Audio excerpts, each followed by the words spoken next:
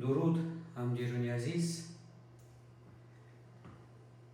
ما بسیار آرزو داشتیم و میخواستیم که درمانگاه آسایشگاهی برای خلق خودمون بسازیم و در این درمانگاه برای خلق خودمون خدمت رسانیم. شکر امروز ما به آرزوهایمون رسیدیم. درمانگاه خود رو ما ساختیم. همه مهنت‌های ما با همین قوت دستان است. ما نه سرمایه گذار داشتیم، نه با ما هیچ کس سرمایه گذاری نکرده است. همش با مهنت حلال و با همین انگشتان دست کار کردیم و این آسایشگاه و این درمانگاه رو ما امروز ساختیم. و در یک پهلوی درمانگاه ما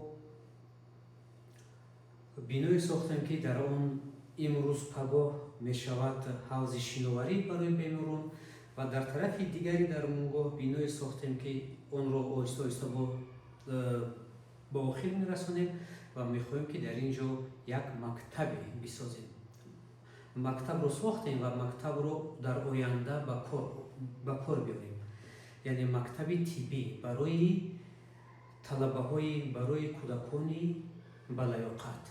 آنها را ما دستگیری میکنیم، از حساب خودمون توانیم به خارج روان میکنیم، بخوانند و آمده در تاجیکستان کادر شوند، آموزش یاد گیرند و در اینجا آمده کار کنند.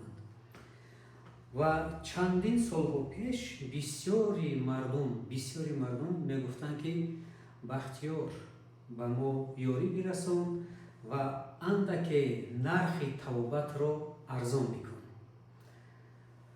ما که سرمایه گذار نداشتیم، خودمون کار میکردیم، با دستان خودمون مهنت کردیم، این بنا رو ساختیم، درمانگاه رو ساختیم، با آرزویمون رسیدیم. امروز اکنون ما میخوایم که با اون شخصانی که با اون مردمی که دستش نمیرسد طبابت کند، کم بضاعت هستند، میخوایم که امروز اکنون با آنها یاردم برسانیم، یاری خود رو برسانیم.